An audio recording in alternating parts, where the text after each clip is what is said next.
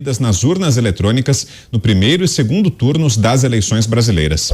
Uma nota enviada à imprensa afirmava que o relatório devia ser divulgado da Argentina, pois, por ordem do TSE, nenhum meio de comunicação ou grupo privado de pessoas pode divulgar informações que ponham em dúvida o resultado eleitoral desse ano. Também por esse motivo e pelas restrições de plataformas online, nós não vamos divulgar trechos dessa live. Mas o Paulo Figueiredo acompanhou uma parte dessa transmissão, né, Paulo? Vai trazer agora pra gente alguns dos detalhes. O que é que foi dito nessa live, Paulo? Vitor, eu acompanhei com bastante atenção, na verdade, a apresentação quase toda, até entrar no ar aqui com vocês nos pingos. E tô com um relatório aqui, vou me debruçar nele em detalhes, tem mais de 70 páginas ao longo dos próximos dias. Eu tenho o privilégio de ter tido uma boa formação matemática, como economista, estudei talvez na instituição matemática mais importante do mundo, então não estamos falando de algo sobre o qual não tenha familiaridade, né? Vocês lembrem, quando terminou a apuração no domingo, eu estava aqui ao vivo na Jovem Pan com todos vocês e eu passei a ter inúmeras dúvidas porque eu entendi que os dados se comportavam de forma inesperada para o que eu imaginava razoável, uma distribuição aleatória, o que seria normal numa apuração. E falei, olha, eu preciso entender melhor esses dados e eu espero ouvir explicações a esse respeito nos próximos dias. As explicações não vieram e começaram a surgir muitos outros pontos dignos de atenção na internet. Eu, de forma alguma, que vou descumprir a determinação do TSE e as políticas do YouTube, questionando as nossas urnas e o nosso sistema eleitoral. Não é isso que não se trata disso aqui, então vocês me permitam ter um comedimento que é cabível, né, no estado totalitário aqui que nós vivemos, mas eu acho que tem certas coisas aqui que eu posso reportar a vocês. O ponto principal que me trouxe bastante surpresa nessa apresentação foi ver que, segundo as pessoas que apresentaram esses dados, e é importante dizer que eu não sei quem são essas pessoas e eu sequer sei se os dados que eles estão apresentando são verdadeiros e corretos, mas eles explicaram que o Brasil tem dois tipos de urna. Uma antiga, que não foi auditada, e uma nova, que foi auditada. Até aí não tem nenhuma surpresa, isso já tinha sido objeto de discussão das Forças Armadas com o TSE. O TSE já tinha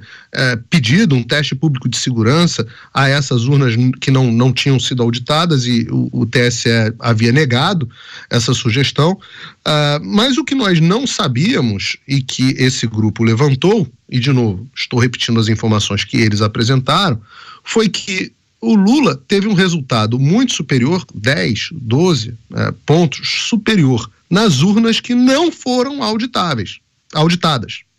As urnas antigas que o Brasil já fez as outras eleições. Nestas urnas antigas, o resultado do Lula foi muito superior. Isso nas mesmas cidades, nas mesmas localidades, até em municípios pequenos, onde não haveria razão, pelo menos não consigo encontrar razão matemática para que houvesse essa disparidade, né? Deveria haver na amostra, deveria haver uma disparidade muito grande na distribuição das urnas para justificar esse tipo de coisa. Ora, isso é um dado apresentado. Nós precisamos agora, a partir de agora, precisamos ver se esses dados são verdadeiros, e esse grupo que fez a auditoria divulgou o relatório e diz que utilizou dados públicos do TSE que podem ser confirmados por qualquer um ou negados e desmentidos por qualquer um, o que também seria igualmente importante.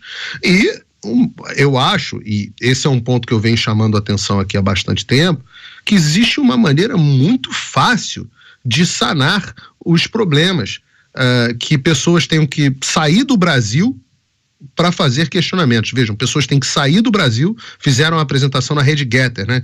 Que não está com a mesma política do que o YouTube. Então, na rede Getter, eles cumprem as decisões dos judiciais, mas eles não fazem eles mesmos uma política que proíba esse tipo de divulgação. Tinha 500 mil de pessoas assistindo no Getter nesse momento, e eu achei impressionante, porque o Getter tem pouco mais de 1 milhão de usuários apenas no Brasil. Então, uma rede razoavelmente recente. Então, nesse sentido, existe uma maneira muito fácil de você lidar com esses questionamentos, que é você explicando. Eu acho que o TSE tem condições, no seu corpo técnico, de convocar uma coletiva de imprensa na segunda-feira para dirimir as dúvidas que a sociedade possa ter a respeito do seu processo. Não interessa a ninguém que haja questionamento sobre o processo eleitoral brasileiro. Eu entendo, pessoalmente, que o caminho não é que você obrigue as pessoas a fazerem os questionamentos fora da jurisdição do Alexandre de Moraes. Eu entendo que o questionamento não é você censurar, a solução para o questionamento não é você censurar as pessoas, é simplesmente você responder aos questionamentos e mostrar, olha, nós não temos nada a temer, inclusive aqui não temos nada a esconder, essa disparidade é explicada por esse motivo, eu realmente não consigo imaginar qual seja, mas eles devem saber, tem informações que eu não tenho. Uma vez que eles possam apresentar esse questionamento, eu acho que tranquiliza a sociedade brasileira. Há uma expectativa de que na segunda-feira o Ministério da Defesa apresente o seu relatório. Ao que eu pude apurar até agora, o relatório do Ministério da Defesa apresenta inconsistências, na opinião do Ministério da Defesa, muito similares, além de outras, de novo, apenas rumores que eu apurei das pessoas que tiveram acesso ao relatório, não tenho como confirmar. Vamos descobrir na segunda-feira. O fato é que a hashtag Brazil was stolen, né? Que hashtag Brazil was stolen, Brasil com Z, virou trending topics no mundo inteiro. Inclusive agora eu estou aqui olhando o nosso chat, Brazil was stolen, que significa Brasil foi roubado, se tornou trending topics mundial. Vamos esperar, eu acho que esse é um momento onde as pessoas não devem se precipitar, as pessoas devem aguardar e ao posicionamento das nossas autoridades, que certamente vão ter uma explicação bastante razoável. Eu só espero, mais uma vez, Vitor, que as autoridades, em vez de simplesmente fazerem como fizeram com o Radiolão, que foi jogar para debaixo do tapete, dizer que aquilo não valia de nada e não explicar a razão, dizerem que não tinham nada a ver com isso, eu espero que as autoridades sigam o caminho republicano, o caminho de explicar ao público que o processo eleitoral que nós tivemos foi sim liso e que essas dúvidas e esses apontamentos que são feitos são impróprios e inválidos, explicando por que são impróprios e inválidos. A discussão e o convencimento são sempre melhor do que a ponta da baioneta e a opressão. Passo para você, Ana, mas antes eu sublinho, reitero essa ressalva que fez agora o Paulo. É um tema que é objeto de uma forte restrição, de um cerco do Tribunal Superior Eleitoral, do próprio YouTube, que é por onde a gente está transmitindo o programa, e é por isso que a gente se cerca de todos esses cuidados na abordagem desse tema. Mas está contigo então, Ana, seu comentário. Eu vou fazer um comentário rápido, Vitor. Acho que o Paulo já fez todo, né, o ampassando que foi essa live. Eu não pude assistir tudo, mas até onde eu assisti, Vitor, muito do que foi mostrado ali são dados públicos que você pode, inclusive, baixar diretamente do site do TSE. Curiosamente, eu entrei agora no site do TSE, onde você encontra os dados abertos, né, e os boletins de urna, e o site está fora do ar.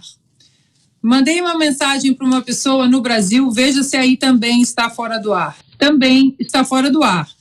Deve ser algum problema técnico que eles devem estar atualizando, enfim. Agora, a questão aqui é que o establishment, o consórcio, né, o conglomerado judiciário, STF / TSE, imprensa, partidos de oposição, eles sufocaram o debate público nos últimos 2 anos no Brasil. Não podemos falar de vacinas, não podemos questionar, porque todo mundo tinha dúvida. As vacinas, por exemplo, elas foram ditas aí que quem tomasse a vacina não se contaminaria e não transmitiria o vírus. Hoje nós sabemos que não é isso, e o próprio Anthony Fauci aqui nos Estados Unidos admite. A própria Rochelle Walensky, que é a diretora do CDC, admite realmente quem toma a vacina pode transmitir e pode ser contaminado. E isso foi cerceado. Não podemos falar das fraudes, das possíveis fraudes, com grandes evidências e diferentes evidências em vários estados da eleição presidencial aqui nos Estados Unidos. Isso num contexto global.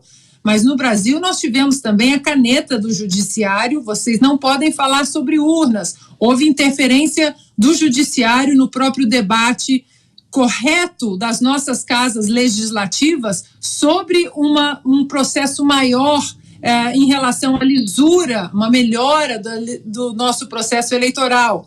Isso também foi sufocado. Agora, os resultados das eleições também estão sendo sufocados, né? O debate em si.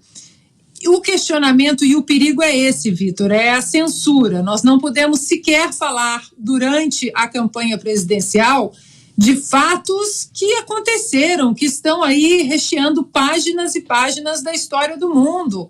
A própria relação do Partido dos Trabalhadores com ditadores da América Latina, com ditadores da África, isso não é nenhum segredo de justiça. Tudo está documentado, isso foi cerceado. Houve uma censura prévia em cima de um documentário que sequer foi lançado. Não podemos adjetivar o que estava na boca do povo, o que sabemos que de fato acontece.